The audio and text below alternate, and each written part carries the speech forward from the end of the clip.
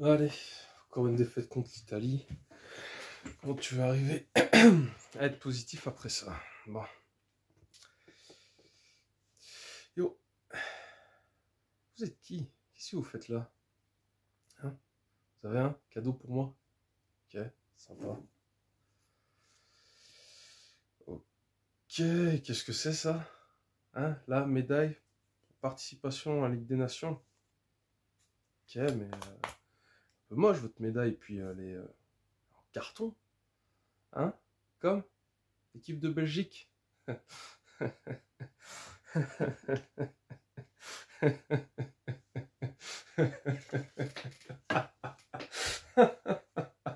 Viens, viens. Viens, viens, viens. Est-ce que ça commencerait pas à faire un petit peu beaucoup? Yo, bienvenue dans ce nouveau débrief des Diables où nous allons aborder ensemble ce fameux match pour la 3e place de la Ligue des Nations entre la Belgique et l'Italie, où encore une fois notre équipe aura réalisé une prestation très décevante, alors que elle montrait quand même un visage assez satisfaisant, surtout dans l'implication, mais a fait preuve d'un manque criant de réalisme devant le but, en l'absence de son numéro 9 titulaire, Romelu Lukaku. L'équipe avait pourtant réussi à combler ses travers qu'elle avait montrés au match précédent. Pourtant, elle a réussi à montrer de nouvelles problématiques qui pourraient se révéler critiques en vue de la prochaine Coupe du Monde. So let's talk football et revenons ensemble sur cette prestation des Diables qui n'ont même pas réussi à récupérer le lot de consolation.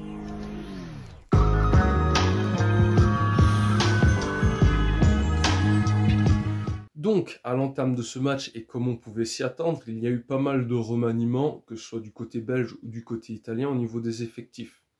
On peut d'ailleurs noter l'absence de Lukaku et d'Eden Hazard pour les Diables Rouges, qui apparemment ont eu quelques gênes. Hazard qui apparemment s'est une nouvelle fois blessé, Lukaku qui ressentait une gêne, donc qui sont partis, n'ont pas participé au match. Et également la présence de Kevin De Bruyne sous le banc. Ce qui a vu un remaniement offensif assez important de la part de M. Martinez, qui ont vu la titularisation de Van Aken, Batshuayi et Selmakers. Côté italien, on peut bien entendu noter l'absence de Bonucci qui, après s'être pris un carton rouge face à l'Espagne, n'a pas pu participer à la rencontre, mais également la présence de Verratti et Jorginho sur le banc. Et donc nous pouvions nous poser la question sur comment notre équipe allait aborder cette rencontre au vu de tous les changements qui ont été apportés. Et étrangement, l'équipe a proposé une première mi-temps d'assez bonne qualité, ont montré une réelle envie de jouer et ont fait preuve d'un très gros investissement physique avec un gros pressing sur l'équipe italienne. Les problèmes restent toujours les mêmes avec cette difficulté à faire les transitions défense-attaque pour le secteur défensif au niveau des passes et cette difficulté à sortir proprement le ballon. Côté milieu de terrain, on a tout de même essayé de corriger cet aspect de jeu par rapport au match précédent en demandant au milieu de redescendre beaucoup plus pour faciliter cette transition avec surtout un travail au niveau des latéraux, même si Timothy Castagne a encore eu un peu de mal à s'adapter à cette façon de jouer. On a tenté de contrôler la rencontre dans un jeu de possession qui aurait pu s'avérer à notre avantage. Malheureusement, ça ne l'a pas été au vu des circonstances qu'on va voir dans cette seconde mi-temps. Petit point noir, cependant, l'absence totale de jeu rapide et de contre-attaque qui sont pourtant nos armes offensives les plus létales et leur absence va nous porter préjudice quant à notre capacité à vraiment porter du danger sur les cages de Donnarumma de manière répétée, je vais dire. Et c'est là que l'équipe pêche énormément car nous avons le contrôle du ballon sur la majeure partie du match sans pour autant se montrer réellement dangereux avec des phases offensives relativement pauvres et malgré quelques actions qui certes auraient pu se transformer en but s'ils avaient été mieux ajustés, n'ont pas été en nombre assez grand pour réellement faire douter l'équipe italienne. Et donc les deux équipes rentrent au vestiaire à la mi-temps sur le score de 0-0 et en tant que supporter de Belgique, on a un peu d'espoir de se dire que nous ne menons pas au score, donc l'équipe ne va pas lâcher et va tout de même essayer d'aller chercher un voire deux buts et essayer de gagner cette rencontre. Et malheureusement, encore une fois, la deuxième mi-temps a été plus que décevante au vu de ce qu'a produit notre équipe, surtout offensivement. Comment expliquer que ce soit Alderweireld qui était le joueur qui était le plus dangereux face aux cages italiennes dans cette seconde période? Et c'est là que l'on voit que nos problèmes d'effectifs ne sont pas encore réglés et que l'absence d'un vrai numéro 9 remplaçant nous pose de vrais problèmes dans nos constructions offensives. Certes, Batshuayi a eu une frappe qui a terminé sur la barre, qui aurait pu être un but si elle avait mieux été ajustée, mais en dehors de ça, il a fait un match extrêmement frustrant, tant son manque de réalisme et d'implication ont empêché de faciliter le jeu, alors que son poste est quand même crucial dans le développement des attaques belges. Et après ça, difficile de rentrer plus en détail dans la rencontre, car la Belgique a tenté de contrôler le match, avait pour la majeure partie du match la possession. L'Italie arrivait à faire un travail défensif assez important et à nous bloquer lorsqu'on essayait de construire. D'ailleurs, des joueurs italiens ont fait de grandes performances, mais j'y reviendrai un petit peu après. Et donc, c'est difficile de pouvoir expliquer d'autre chose, à part que notre attaque, surtout que notre joueur de pointe, n'a pas fait le travail que ce poste requiert dans notre sélection. À côté de ça, et au vu des difficultés à arriver à se montrer réellement dangereux, les changements vont arriver assez vite avec l'entrée de deux joueurs qui vont directement apporter dès qu'ils vont fouler le terrain. L'entrée de De Ketelaere, j'en avais parlé dans ma review du match contre l'équipe de France, et Kevin De Bruyne, qui, comme je vous l'ai dit, vont directement essayer d'apporter de la fluidité dans notre jeu offensif. Par contre, les joueurs qui sont sortis pour eux sont Carrasco et Tielemans. Tielemans, ce qui est logique, puisqu'encore une fois, c'est seconde mi-temps. Et avec lui sera sorti Carrasco. Alors, sa sortie me pose question, car je trouvais qu'il apportait pas mal et qu'il se montrait assez létal face à l'Italie. Encore une fois, on se demande pourquoi il n'est pas sorti du banc à l'Euro. Et je me demande surtout pourquoi Batshuayi est resté sur le terrain tant son apport était quasiment inexistant, d'autant plus en deuxième période. Donc, encore une fois, un choix un petit peu incompréhensible de la part de notre coach. Il y a quand même du positif à retirer de cette rencontre, notamment sur l'état d'esprit qui a réussi à conserver notre équipe tout au long de la rencontre, avec un pressing qui s'est révélé très très intéressant lorsque l'Italie était dans sa partie de terrain.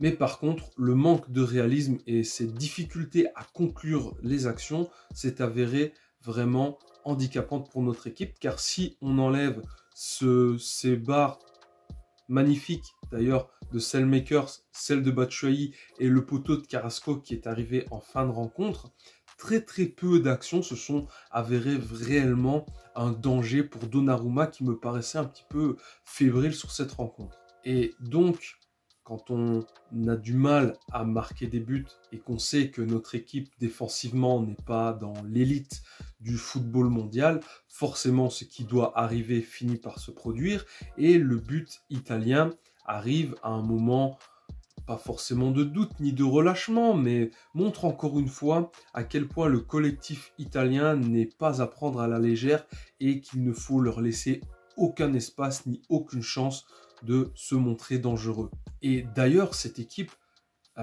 qui a fait un match très solide montre encore une marge de progression car ils ont énormément pêché dans leur dernière passe pour aller chercher des actions de but et si leurs joueurs avaient été un peu plus précis dans leur passe, je vais dire, l'addition aurait pu être beaucoup plus salée que le score final.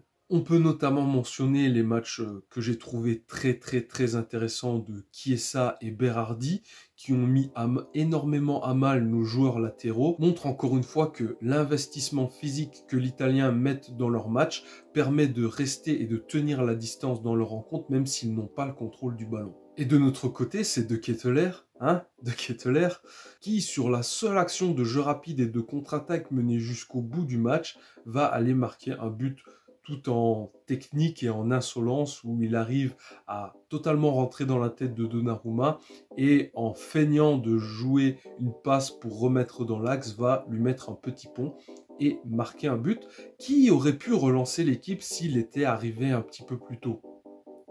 Donc encore une fois, comment ne pas être déçu de la prestation de notre équipe, tant son jeu collectif peut être efficace, mais sans réel numéro 9 à la pointe de notre attaque, n'aboutit jamais.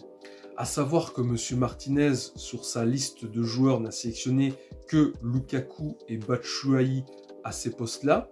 Donc on peut se poser la question de où est passé Benteke, ou encore pourquoi ne pas avoir tenté des jeunes qui performent, que ce soit en Belgique ou à l'étranger, pour essayer de combler ce poste qui manque encore une fois de personnel. Donc là encore, on peut se poser des questions sur les choix de notre sélectionneur. Voilà, encore une fois chagriné par la prestation de notre équipe, qui pourtant laissait présager un état d'esprit satisfaisant et une implication qui montrait qu'il désirait aller chercher la victoire, mais l'absence de joueurs offensifs à qualité de finisseur, je vais dire, nous a vraiment porté préjudice.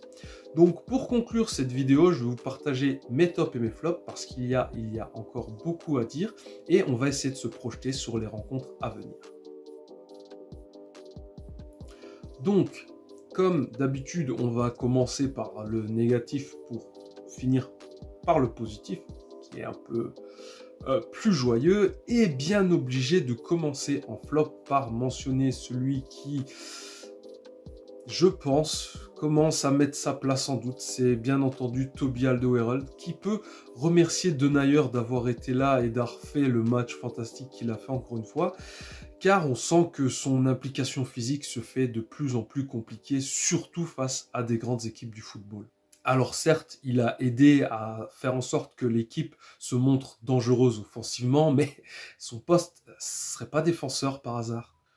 Ensuite, dans les flops, on peut également parler de Timothy Castagne, qui montre encore une fois que ses lacunes offensives pénalisent l'équipe dans ses transitions, car l'équipe essayait de redescendre, les milieux essayaient de redescendre pour chercher les ballons, et il a eu beaucoup de mal à se retrouver dans cette configuration. Je trouvais qu'il était beaucoup trop haut par moment, et ajouté à ça que j'ai trouvé qu'il a fait un match défensif beaucoup plus moyen, voire mais moyen faible comparé à ce qu'il avait été capable de montrer face à la France.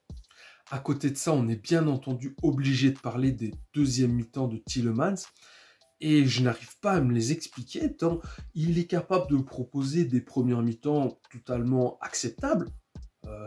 Il n'a pas fait un match fantastique, mais il a fait un match correct en première mi-temps. Et comment expliquer qu'il soit autant exténué et qu'il n'arrive plus à fournir les mêmes efforts et surtout la même envie en deuxième période?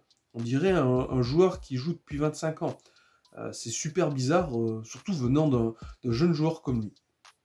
Après, peut-être que son poste, et je pense que son poste devait être revu un peu plus offensivement, car ses efforts défensifs, je trouve, pénalisent son apport qu'il a, puisque c'est un joueur beaucoup plus à vocation offensive, comme ce qu'on peut voir, ce qu'il est capable de faire quand il joue avec l'équipe de Leicester.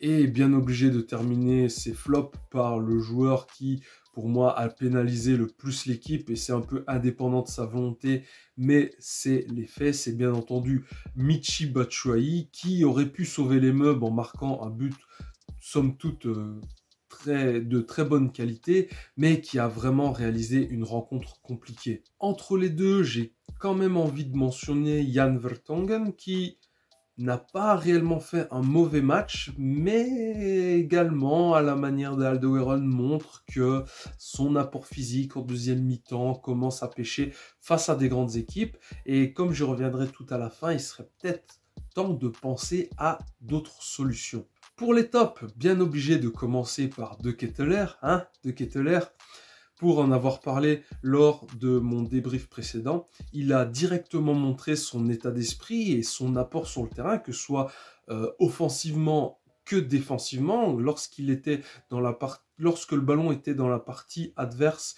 et que les Italiens en avaient la possession, il n'hésitait pas à revenir jusqu'au milieu de terrain pour établir du pressing et a réussi à se montrer dangereux et présent dans les combinaisons à énormément de moments, bien qu'il n'ait pas eu un temps de jeu super étendu. Alors ici aussi, un peu entre les deux, j'ai envie de mentionner Carrasco, Selmakers, Witsel et Van Aken, qui de la même manière que Vertonghen, n'ont pas fait des matchs parfaits, n'ont pas fait des matchs fantastiques, mais j'ai quand même envie de souligner leurs prestations qui étaient quand même dans le haut du panier pour notre équipe, surtout de la part d'Axel Witsel que j'ai trouvé encore pleinement investi dans son rôle de récupérateur, et nous montre que ces joueurs sont encore à un niveau d'investissement assez important et qu'on pourra vraiment compter sur eux pour la suite des rencontres que nous serons amenés à jouer. Et pour finir, le top du top, le joueur qui pour moi a réalisé la meilleure rencontre pour la Belgique, même si c'est une défaite, c'est Jason Denayer qui